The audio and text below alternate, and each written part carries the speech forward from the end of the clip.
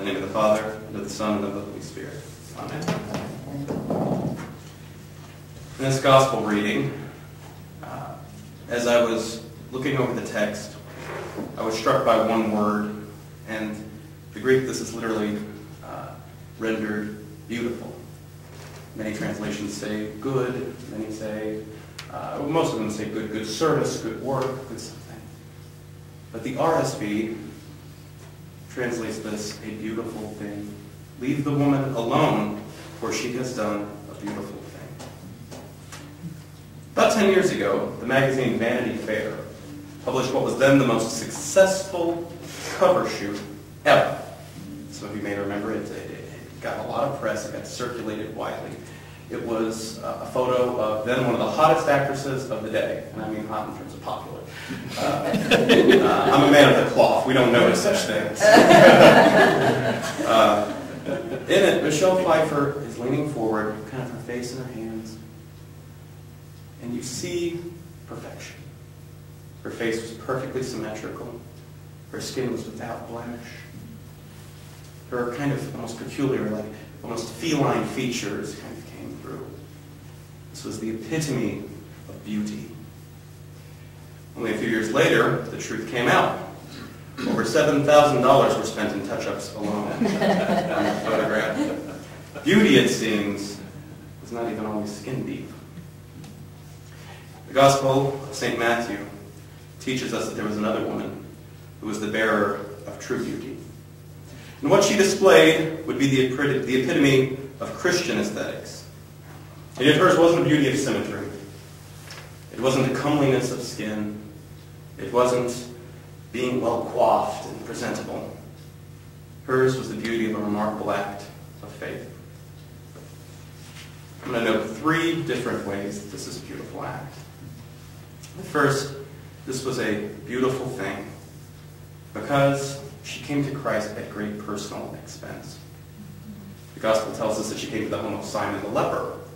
Many commentators assume that Simon was healed. We don't know that for sure, though.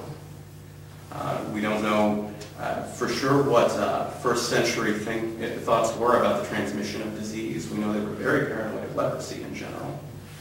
So it could very well be she was afraid of possibly contracting illness, but it didn't stop her.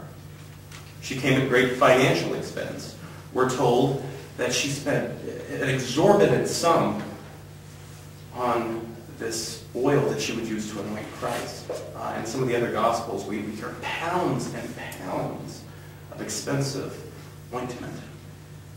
So there was a financial expense.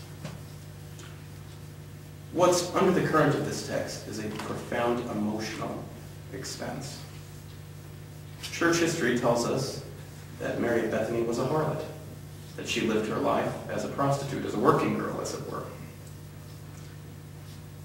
And yet, whenever we find ourselves in the position where we're confronted with our own sin, one of the hardest things to do is to forgive ourselves, or to allow ourselves to be forgiven. And if you don't believe me, go to an AA meeting. You'll hear countless stories about people who are broken, people who have hurt others, and people who are struggling to let God into their hearts to heal them of their past wrongs.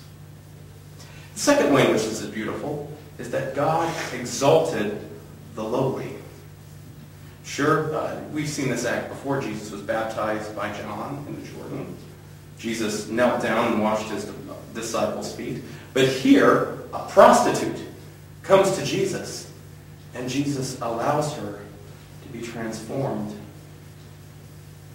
not just as someone who would have their feet washed, not just as somebody who would spend time with him, but as somebody who would anoint him. The Old Testament teaches us 3 specific ways that anointings are done. Kings were anointed.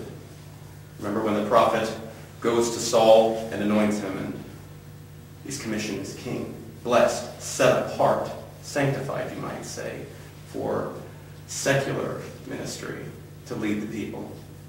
Priests are sanctified. There's a psalm that talks about the oil that ran down the beard of Aaron. It's a sacred ministry to be set apart. Finally, altars are sanctified. You can reference 1 Samuel 12 and Leviticus 8 for these passages. But perhaps even more importantly, I would dare say, there's a third way in which this is beautiful. And this is really at the crux of the text. Mary cherished the person of Christ. Now the disciples had a point. It was a lot of money. They had a real point. It could have been used to help the poor.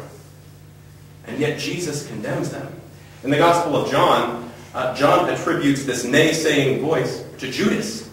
But Matthew says all of the disciples plural, condemned this act and said, why can't we spend this money on the poor?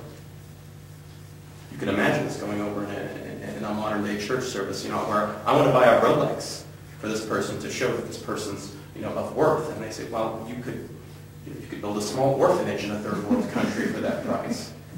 Imagine how that would go over. And yet Jesus says she has done a beautiful thing. Because Mary stopped her worldly cares. She laid them aside, and she placed all of her concern on the person of Jesus. She cherished Jesus because she loved him enough to let him go. In my mind, one of the greatest sitcoms of the 20th century was one that was popular a few years ago called Northern Exposure, if you've ever watched it. A neurotic New York doctor named Joel Fleischman moves to the wilds of Alaska and is encountering small-town life and expensive, a high cost of living. And as his person transforms throughout this sitcom, we see him resort to fantasy and daydream to try to make sense of his surroundings. And in one of these, he's in the woods, and he stumbles upon a bridge. In front of the bridge is a lumberjack and a centaur. Makes sense, right? The centaur is the bridge keeper. In order to pass to the other side, Dr. Fleischman had to answer the riddle. The lumberjack's turn was first. Centaur asked him, how do you keep the one that you love? Lumberjack thinks for a little bit. If you think about it, in this environment, who is better suited than the lumberjack? There's the neurotic New York doctor, who never has fit in well, and here's the burly, plaid-clad man wielding an axe. He should have an answer, but he doesn't in this case. The lumberjack says, dozen roses, box of chocolates. And the centaur neighs a little bit and claws at the ground and sends him away. Dr. Fleischman sits kind of stroking his face, and he says, you don't. You don't keep the one that you love, because love is not possessive.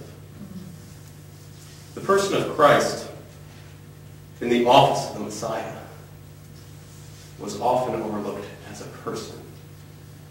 The Jewish people placed all of their hope in a Messiah that would come and deliver them. They placed their hope in somebody that would right their social wrongs, that would bring peace to their way of life, that would give them full religious freedom. And yet she had to let all of that go. And she accepted the fact that Jesus would have to die. This was something none of the disciples could do. We know St. Peter's hesitancy to this was so strong that Jesus ran to him, Satan, get behind me, Satan.